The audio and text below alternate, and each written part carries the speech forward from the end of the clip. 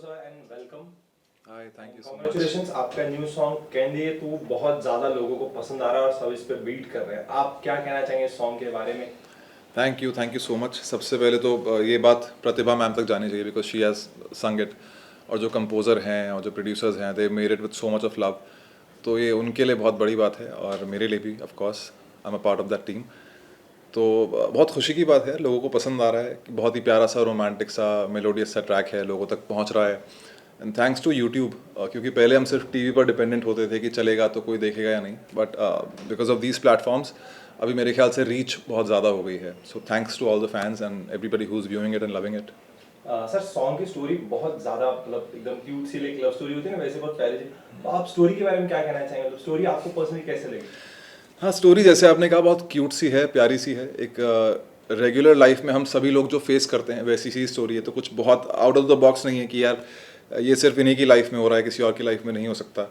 एक नॉर्मल सा कपल है, जॉब करता है लड़का, लड़की घर पे रहती है, एनिवर्सरी है, वो काम में बिजी है और लड़की एक्सपेक्ट करती है कि वो आए और कुछ स्पेशल फील कराए, पर वो ऑब्वियसली इतना बिजी है तो भूल जाता है चीज़ें.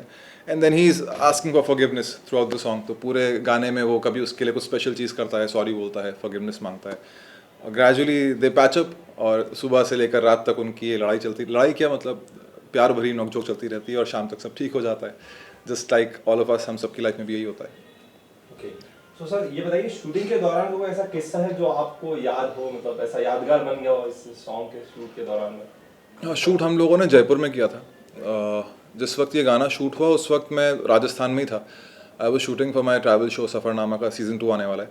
तो this time we are covering Rajasthan, तो वही शूट करने गए हुए थे. मैं जोधपुर में था और बाय चांस ऐसा हुआ, पहले लोकेशन मनाली होने वाली थी, फिर जयपुर हो गई. तो उन्होंने बोला कि जयपुर में शूट है. I was more than happy. Jaipur गया, वहाँ पे शूट किया और आउटडोर हमने बहुत किया. तो मार्केट प्लेस में शूट करने में बड़ा मज़ा आया. इशिता इज़ अ ग्रेट को एक्टर, तो उसके साथ भी एक ऑर्गेनिक सी केमिस्ट्री हमारी बनी साथ में. सेकेंड डे हम लोग किशनगढ़ गए थे शूट करने के लिए. It's around 100 kilometres from Jaipur. और ड्राइव करके वहाँ पहुँचे. शाम को 7 बजे के आसपास हमने वहाँ शूट करना शुरू किया. तो वो जो जगह है ना, इट्स अ डंप यार्ड. पूरा मार्बल का वहाँ पे काम होता है, तो उसका जो भी रेसिड्यू होता है वो वहाँ पे बिखरा होता है. तो ऐसा लगता है कच्छ में आ गए हो या फिर लद्दाख के किसी एरिया में हो. तो जनवरी में ठंड भी इतनी थी कि उसी तरह का मौसम भी था.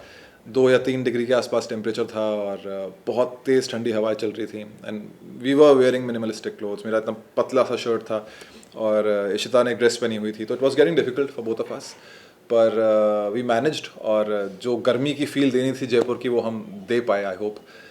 But the team is so good. बहुत मज़ा आया काम करके वहाँ पे. सो सर जैसे सॉन्ग का नाम है कैंडी है तू, तो आपकी जो ऑडियंस फैंस फैमिली से सॉन्ग देखने के बाद की कहते हैं? यही कहते हैं कि बड़ा चंगा काम किता सी. और यही कहते हैं कि बहुत जो लोगों ने मेहनत की है वो दिखाई दे रही है. गाना बहुत प्यारा है और एज अ कपल बहुत प्यारे लग रहे हो साथ में दोनों. तो ज़्यादातर लोग यही बोल रहे हैं अभी तक तो. और आई होप सच ही बोल रहे हो, क्योंकि हमने तो बहुत मेहनत से बनाया है, बहुत प्यार से बनाया है. गाना बहुत प्यारा है और लोगों तक, जितने लोगों तक पहुंच पाए उतनी अच्छी बात है. क्या बात है. अगर सर सॉन्ग के अलावा बात करूँ तो आपको रियलिटी शोज अगर कोई ऑफर हो तो क्या आप करेंगे? और वो कौन सा रियलिटी शो होगा जिसमें आप जाना बेहद पसंद करेंगे? रियलिटी शोज़ का जो कॉन्सेप्ट है वो मुझे जितना याद है कि स्कूल के टाइम पे मैं रोडीज़ बहुत देखता था. तभी तभी नया नया शुरू हुआ था, तो रोडीज़ का बहुत शौक था. मुझे याद है वीकेंड पे हम लोग वेट करते थे कि आज एपिसोड आएगा, रघु राजीव आएंगे.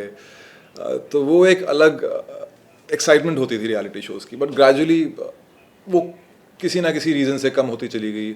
आज के टाइम की अगर मैं बात करूँ तो एक रियलिटी शो जिसमें मैं पार्टिसिपेट करना चाहूँगा इफ़ गॉड विल्स, वो रहेगा खतरों के खिलाड़ी. क्योंकि वो कहीं ना कहीं मेरी पर्सनालिटी से मैच करता है. अदरवाइज़ मैं बहुत बोरिंग हूँ. बिग बॉस या रोडीज़ के लिए बहुत ज़्यादा बोरिंग हो जाऊँगा. बट खतरों के खिलाड़ी में एडवेंचर है. You get to grow, you get to evolve in terms of proving yourself. और अलग अलग चीज़ें करने को मिलती हैं. तो मेरे ख्याल से मैं वहाँ पर जाना चाहूँगा अगर कभी चांस मिलता है तो. एंड सर मैं बात करूँ अब आपके जर्नी की, तो आपकी जर्नी बताइए सर, कैसे शुरू हुई और आज एक सक्सेस हैंडसम मुंडा हमारे सामने बैठा है. अरे भाई थैंक यू. जर्नी के बारे में बताइए जी, सबसे पहले तो सक्सेस का तो मैं यही बोलूँगा कि ग्रेजुअली ना टाइम के साथ साथ उसकी डेफिनेशन मेरे लिए चेंज हो गई है. पहले लगता था कि यार एक काम मिल जाए तो सक्सेसफुल शायद वही होता होगा, फिर लगा नहीं यार एक के बाद दूसरा कुछ बेटर हो जाए, तीसरा कुछ बेटर हो जाए, तो आपको शांति नहीं मिल पाती कभी भी, तो वो सक्सेस कभी फील हो ही नहीं पाता उस तरीके से कि यार अब सक्सेस मिल गई है। तो उसकी डेफिनेशन मेरे लिए तो अब ये हो गई है कि यार शांति अगर बनी रहे अपने मन के अंदर और तरीके से काम होता रहे, एक बैलेंस, वर्क लाइफ बैलेंस बना रहे, तो वही सक्सेस है। और मैं यही प्रे करूँगा कि सबको अपनी अपनी लाइफ में इस तरह की सक्सेस मिले, क्योंकि भाग तो हम सभी रहे हैं। जर्नी मेरी शुरू हुई थी मेरठ से, मेरठ में पैदा हुआ, वहीं स्कूलिंग की, दिल्ली गया, ग्रेजुएशन पोस्ट ग्रेजुएशन वहाँ पर की, MBA करके मुंबई आ गया। कुछ ऐसा डिसीजन नहीं था कि मुझे एक्टर ही बनना है लाइफ में, तैयारी आर्मी की थी, मेरे सारे कज़न्स आर्मी में हैं, और कुछ अंदाज़ा भी नहीं था क्या रास्ता है, कैसे पहुंचना होता है, क्या करना होता है, बस पता था कि मुंबई में सब कुछ होता है। तो कुछ ऐसे आर्ट एंड क्राफ्ट का बैकग्राउंड भी नहीं है मेरा।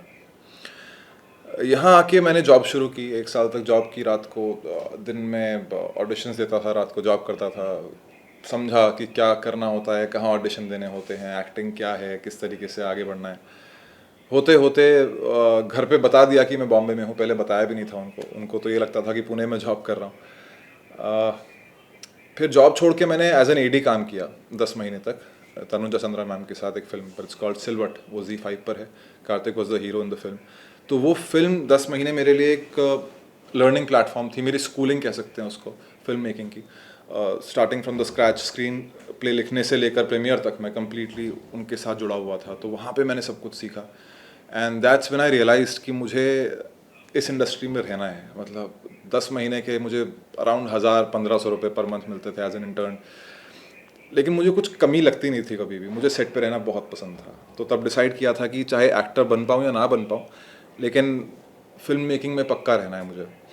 सो that's when I realise that my calling was right, मुझे यहीं पर ही आना था और इसी काम के लिए आना था। फिर मैंने कास्टिंग की 6 महीने, तब देखा कि कितने लोग यहाँ पर हैं, कितने सालों से यहाँ पर हैं, कितने सुपर टैलेंटेड लोग हैं जिन्होंने इतना सारा अच्छा अच्छा काम किया हुआ है, but they still waiting for validation, और उनको अपना ड्यू मिलना बाकी है। तो एक रियलिटी चेक मिला मुझे कास्टिंग करके कि अच्छा काम करना और कंसिस्टेंटली काम करना बहुत ज़रूरी है, और उसके ऊपर कुछ नहीं है। आपका स्टारडम या फिर फेम, वो सब बहुत टेम्परेरी चीज़ें होती हैं, और अपना करियर फेजेस में ही रहने वाला है। तो आज आपका काम चल रहा है तो आप हो, कल नहीं चल रहा है तो नहीं हो, but that should not make or break you as a person. और आपको जो आपकी पर्सनैलिटी है उसको कभी टूटने नहीं देना चाहिए। तो काफ़ी कुछ चीज़ें देखी और सीखी यहाँ पर। इन दी एंड यही समझ में आता है कि बस अपने अंदर अपने आप से सेटिस्फाइड रहना और अपने क्राफ्ट पे काम करना, डिसिप्लिन रहना बहुत ज़रूरी है। क्या बात है सर, हमारी ऑडियंस और आपके फैन जो आपको इतना बड़ा प्यार दे रहे हैं, उन्हें आप क्या लास्टली कहना चाहेंगे अपनी तरफ से? अभी तो जो मैं फील कर पा रहा हूँ, सबसे क्लोज फीलिंग वही है कि गर्मी बहुत ज़्यादा बढ़ गई है।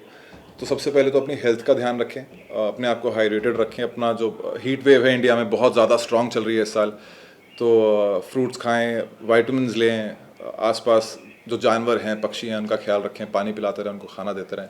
जितना हो सके जहाँ खाली जगह मिले वहाँ एक आधा पेड़ लगा दो, वो बहुत अच्छा रहेगा। तो मैं तो अपने दोस्तों को भी, फैमिली को भी और फैंस को भी, सभी को यही बात लगातार बोलता रहता हूँ कि एनवायरनमेंट का ध्यान रखना बहुत ज़रूरी है। तो वो करिए, प्लस इतना सारा प्यार देने के लिए गाने को, कहंदा है तू को बहुत बहुत थैंक यू आप सभी का।